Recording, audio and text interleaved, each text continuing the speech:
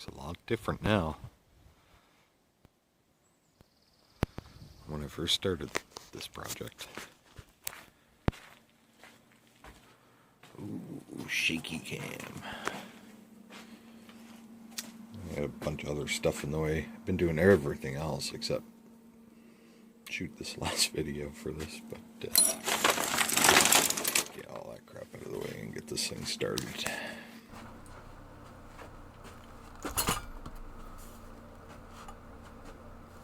Ladies and gentlemen, welcome back to the studio for the final episode of Mushroom Madness. It has been quite a journey up to this point. If you remember back in February or whatever it was, it is currently June. I had a family member approach me and they wanted simply a couple of little formed mushrooms for family members, another family member's garden. And, it was a commission, but this is a family member, so I had wanted to build something certainly that would stand the test of time, as well as maybe develop a little bit of mythos in the family as it gets passed along.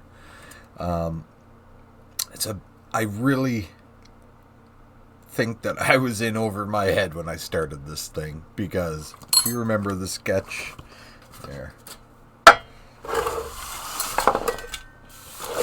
sketch right here, oh sweet summer child, that months ago had a bunch of question marks, and believe you me, there were a bunch of question marks. I definitely had the idea of where I wanted to go with this, but it has taken quite a turn, and this is what we're going to cover in this episode. Some beautiful shots of the completed sculpture, which I have a montage for you guys, as well as I can go over it here in digital space and kind of show you my thought process and ideas as to why certain placement and stuff like that. Anyhow, we're going to get to a short little montage of the finished piece for you folks right now. Won't keep you waiting any longer, and then we're going to start to talk about this Pixie Ring song and how this all came together. See you in a second.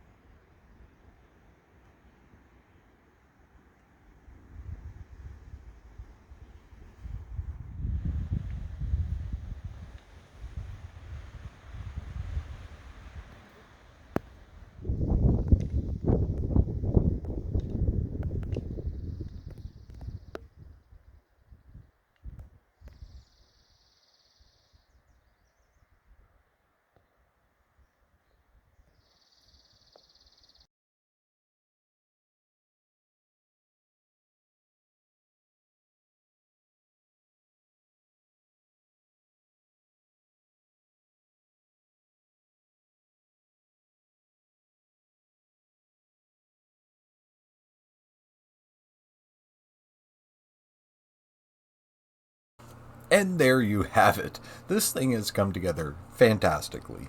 It looks nothing like this, and that is what I had expected. So, where we had left off last time, I had been creating the stage. And as you can see, I was able to relieve definitely that half an inch plus some and contour the majority of this board out. And I used a mahogany stain to really highlight the grain structure in this, and it is beautiful. And it was when I was putting this together with the different pieces of foliage, and you'll notice that I did some formed leaves, and we'll speak about those in a moment, I was at odds as to how much of this wood to cover up because of just how beautiful some of the grain structure is in it. It's almost looks fake. It's surreal, just like the rest of the piece. So it did indeed turn out quite wonderful. Does it look like this? No, but that is what I had expected. It does exactly what I had wanted. The Pixie Ring song, in my mind, was going to be something that would tell a snapshot of a story. That is full of detail and nuance, but doesn't necessarily tell a story right on the nose. So this piece has enough detail to give an impression, but not tell an entire story, which is wonderful. So I had the opportunity to watch some young children really get an opportunity to look at this thing, and it did exactly what I had hoped, which was they started creating their own stories. And no, well, this guy here he's not a guy or a girl. He is neither.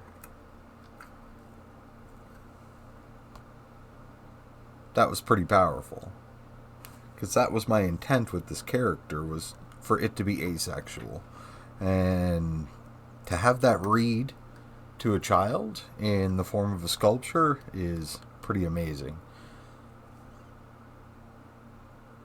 Anyhow, to get off of that, because that was quite a moment for me. The placement of these different types of mosses and lichen were all fairly random. Some of it was used to cover up some of my connection points, but apart from that, it's just fairly random. I had found different types of fungus that the individual is also going to get to be able to place around this board in their home, freestanding. God, I love this thing.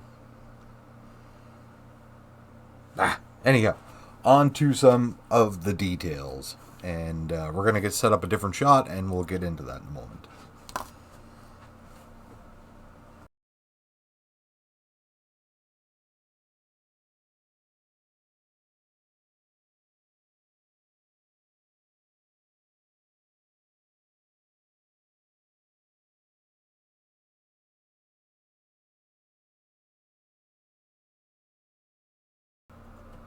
We have all different kinds. There's sphagnum moss in there, and some lichen. I had done some heat spot treatment with a small butane torch on this mushroom cap. Focus. Focus. No focus. Alright. Hope it's not as shaky in post.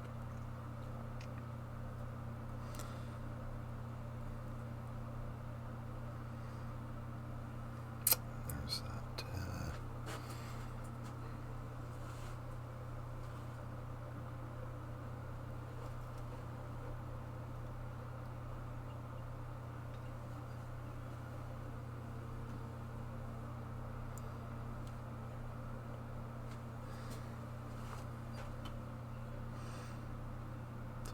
Minions. So, apart from just fawning over this thing for the next 10.5 minutes, which we're not going to do, at least on this bench, some finishing that I had done on this to try to maintain some of the... Because copper, if you've watched any of my other series, you'll know that copper oxidizes quite rapidly when it's not coated. So I just used a rust protector as a clear coat. Dries in 8 minutes. I don't know. Whatever brand you want to use is entirely up to you. But it's just like a standard clear coat automotive style.